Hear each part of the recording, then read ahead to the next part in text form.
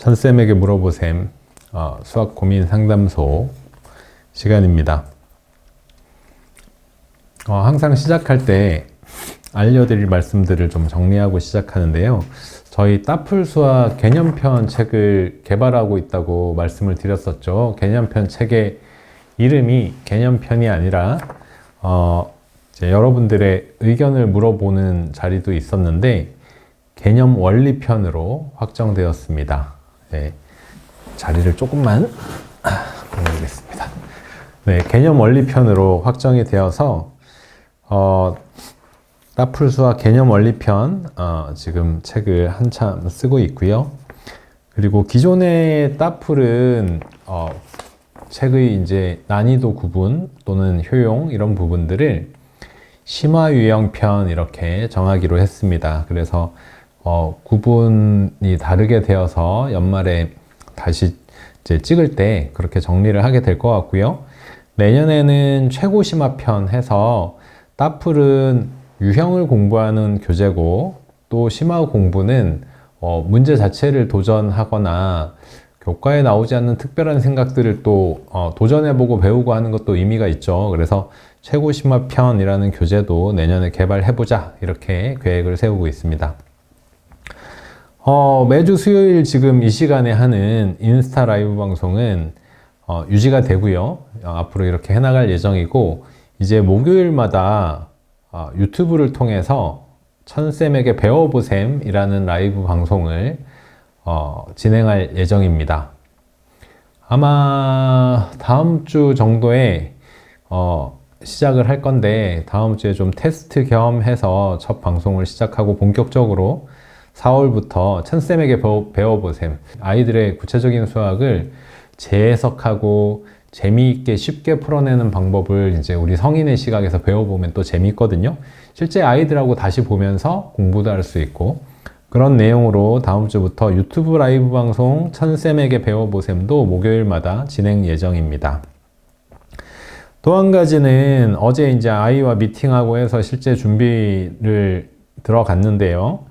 천쌤 수학 프로젝트 초등학교 3학년 아이와 실제 로드맵을 짜고 그 로드맵대로 아이를 가르치는 과정들을 리얼하게 그대로 보여드리는 말하자면 리얼 다큐 그리고 그 친구는 이제 그 아이는 그 학생은 제가 잘 알고 있는 지인의 아들이에요. 지금 초등학교 3학년이고 그리고 사고력 학원을 한 군데 1회 다니고 있긴 하지만 공부를 많이 하고 있진 않아서 엄마가 고민이 좀 많더라고요. 그래서 평소에 제가 그런 바를 알고 있었기 때문에 이제 막 공부를 시작하는 아이들이 아니라 그런 아이를 대상으로 해서 제가 어떻게 계획을 세워가고 아이를 어떻게 가르치고 어떻게 이끌고 이런 모습들을 좀 보여드리면 가정학습에 도움이 좀 많이 되지 않을까 그렇게 생각을 해서 재미도 있을 거고요. 해서 4월부터 촬영을 4월부터 하기 때문에 실제로 이제 영상 나가는 건 4월 중순이나 4월 말이 되지 않을까 싶은데 그런 컨텐츠도 준비하고 있습니다. 기대해 주시면 좋을 것 같고요. 도움 많이 될 것 같아요. 그리고 저희 이제 그 학습 챌린지 카페에서 하는 학습 챌린지 참여하는 아이들에게 선물도 주고 하는 학습 챌린지 저희 책들 유자수, 원리셈, 탑사고력, 교과셈, 따풀 수학 등 이런 책들 12주간 학습하고 서로 인증하고 잘했어요 이렇게 이제 확인하고 하면서 함께 공부하는 천쌤 수학학습단 3기 신청이 21일 금요일 예정되어 있습니다. 확인해 보시고 이것도 이제 지금 하고 있는 아이들은 동기부여가 되니까 동기부여가 되니까 도움이 될 거예요. 그래서 네이버 카페 가입하셔서 참여해 보시면 학습 습관 만들기 그리고 동기부여까지 좋은 기회가 되지 않을까 싶습니다. 이 정도 안내 마치고요. 오늘 사연들에 대한 상담, 신청은 네이버 카페에서 하시면 됩니다. 학습 상담을 시작해 보겠습니다. 첫 번째, 안녕하세요. 초등 2학년 아이를 키우고 있는 엄마입니다. 시간 될 때마다 올려주시는 영상 보고 있는데 이렇게 질문을 드릴 수 있어 영광입니다. 제가 영광입니다. 저희 아이는 선행이라고까지는 할 수 없지만 교과 수학으로 1학년 2학기에 2-1 디딤돌 기응을 했고, 저학년은 심화 과정이 굳이 필요 없다고 들어서 겨울방학에는 기응보다 조금 더 어렵다는 2-1 왕수학 실력편을 풀렸습니다. 교과수학 문제집은 정답률 평균 93% 이상이 유지되었고요. 현재는 디딤돌 2-2 기응을 하고 있고 1031 사고력, 연산은 기탄 수학으로 곱셈 단계 하고 있는데 점점 심화에 대한 생각하는 힘을 길러주고 싶어서 따풀을 풀리려고 합니다. 가장 고민되는 것은 따풀이나 심화를 시작하게 될 때 교과의 기본을 하고 풀려야 하는지, 기본과 동시에 진행을 해야 하는지에 대한 고민입니다. 학기가 시작되었을 때는 현행도 해줘야 하는데 이미 한 학기 이상의 예습이 된 아이라면 현행 때 현행 심화를 하면서 다음 선행의 기본이나 심화를 같이 나아가야 하는지에 대한 고민이 되더라고요.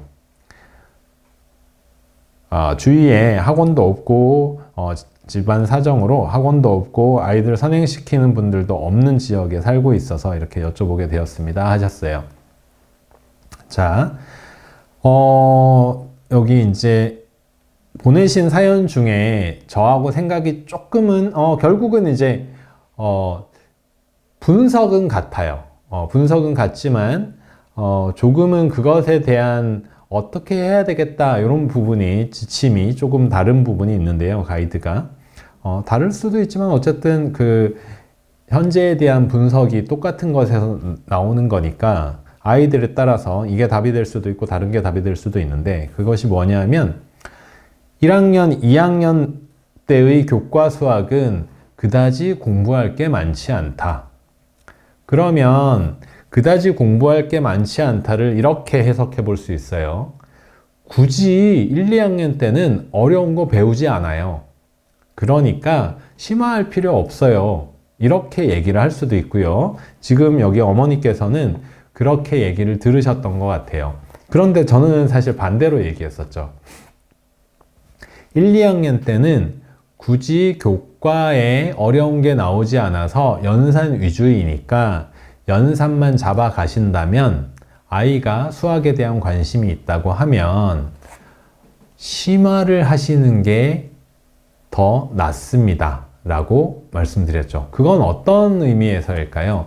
항상 심화를 하는 건 재학년에 대한 공부하고 준비하고가 아닙니다. 심화라는 것은 아이의 실력을 쌓아서 그것이 결국 학년이 올라가면서 힘을 발휘할 거라고 생각하는 부분이 있는 거예요. 학교 시험이 어렵게 나오나요? 그렇지 않죠. 3, 4학년들도 학교 시험이 어렵게 나오진 않습니다. 한 5학년 정도 되면 5학년에 배우는 내용 자체가 깊이 있기 때문에 학교 시험도 뭐 아이들이 어렵다고 느낄 수는 있지만 하지만 5, 6학년의 교과 내용도 학교 기본적인 부분을 하면 학교 시험은 교과 내용을 뛰어넘는 심화 문제는 나오지 않습니다.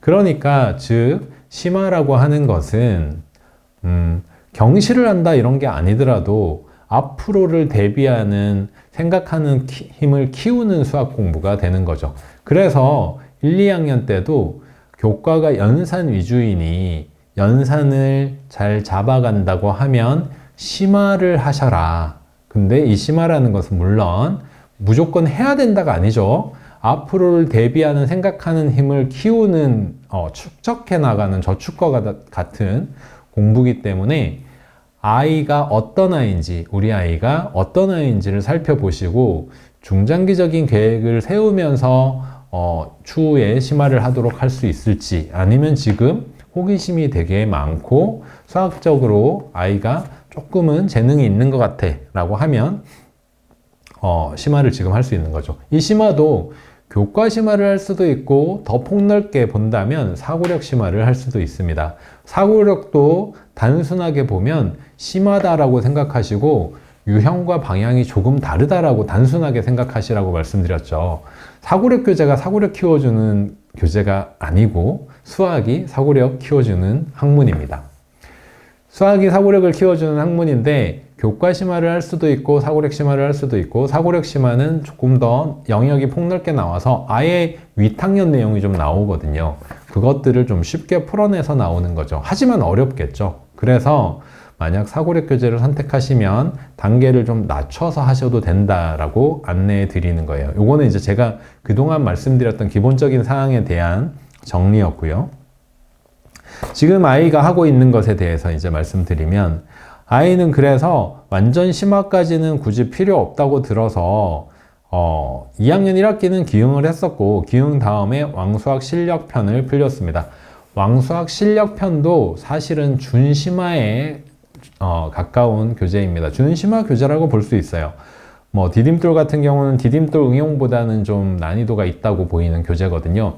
난이도가 있다는 게 어떤 식이냐면, 기본을 하고 이제 생각이 좀 필요한 유형들에 대한 접근이나 시각이 조금 달라요. 디딤돌 응용은 응용 문제를 몇 문제를 유형화하긴 했지만 그 문제를 익히고 2문제 연습하고를 3세트 정도 한 단원에 하게 됩니다. 그렇게 하고 넘어가고요. 왕수학 실력편은 유형화하지는 않고 문제를 조금 더 다양하게 풀도록 하는 교재입니다. 그래서 장단점이 있어요. 근데 유형화보다는 더 다양한 문제를 다양한 유형들을 풀리기 때문에, 그 난이도에서 풀리기 때문에 학생들이 느끼는 난이도는 왕수학 실력편이 조금 더 높다고 할 수도 있습니다. 어떻게 보면 디딤돌 응용이 그 약간의 심화, 뭐 아주 어려운 문제들은 아니지만 조금 어렵게 느낄 수 있는 문제들을 가볍게 다루고 있는 거예요.